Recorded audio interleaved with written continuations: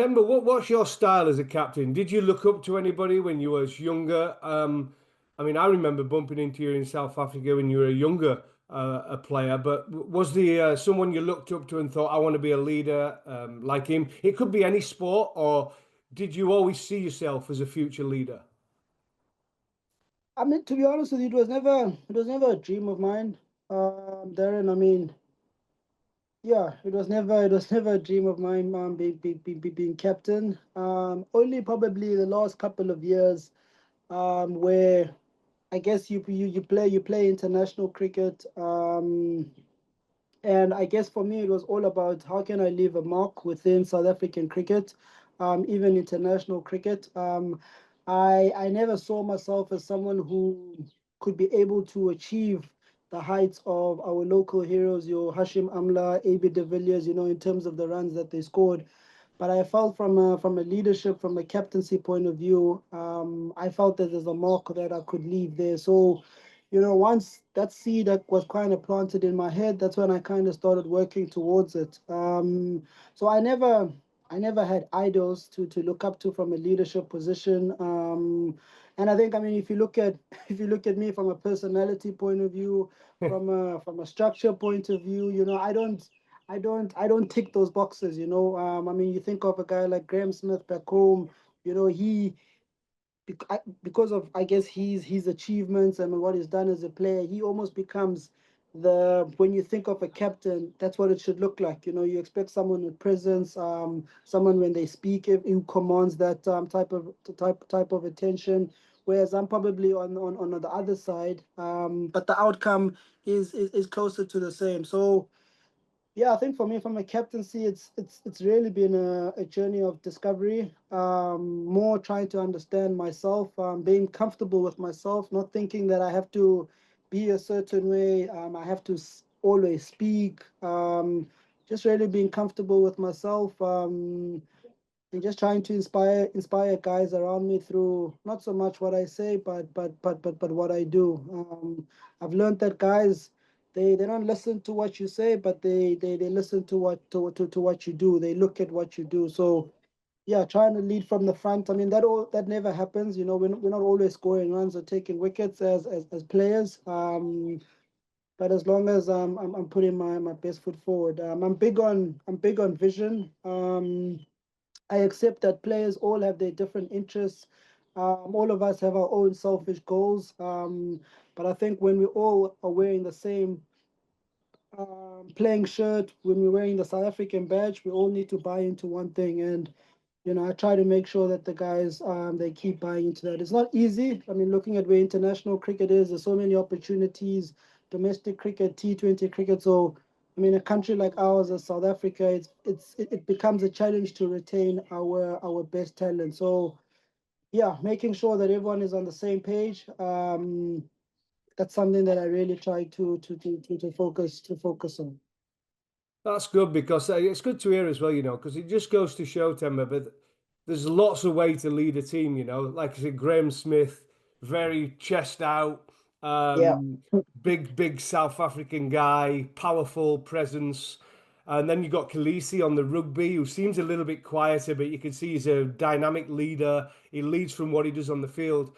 And I think when I look at you, I don't know you as an individual. I look at you and I think, yes, you can tell you're a quieter person than Graham Smith. But when I've watched you, when the chips are down and it needs a performance, that seems to bring the best out in you. So are you that type of leader that wants to lead from the front?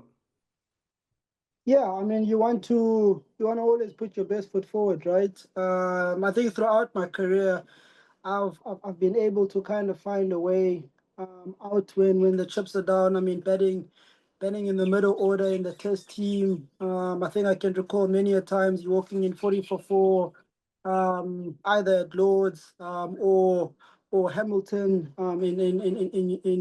in New Zealand. And I found myself being successful in those situations. So I think that's I guess you could say part of a trait of mine, where I kind of relish in those opportunities.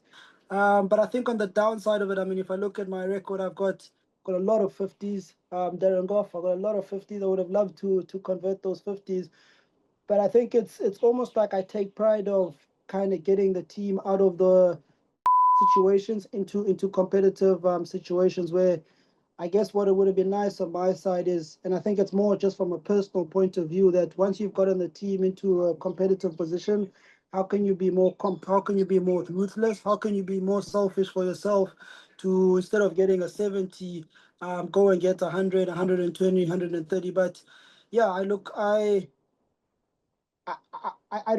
think my approach to the game changes when I get into a situation where we are 10 for 2. And I think it probably works in my favor where I kind of just play what's in front of me. I try block out what is around me.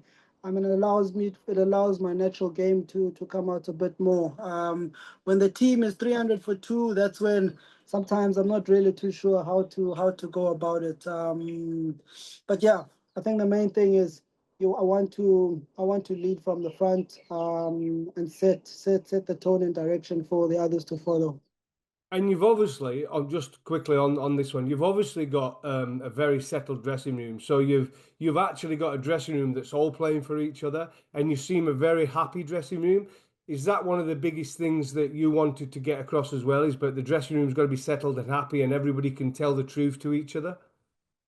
Yeah, so I mean the happiness one, I guess that's an emotion, right? So it fluctuates. And I mean a winning team is always a happy team, right? So I think that largely is contributed to that. I think at the beginning it was all about, I mean, as players we all complain about clarity, about lack of communication, guys, always say that we don't know where we stand. So I think that is an important bit by yourself as a captain, going to individuals, letting them know how you see them fitting in the team, but at the same time, you want guys to be themselves. And through that, where you have 11 or 15 guys being themselves, we can be able to kind of mix all of that into one pot, and see what comes of it. We speak a lot about style of cricket, and this is how we want it to be. And I feel sometimes we can try to be too theoretic about it, or try to articulate it. I think, rather letting guys be themselves, and what comes from that is what you can go with, if that makes sense.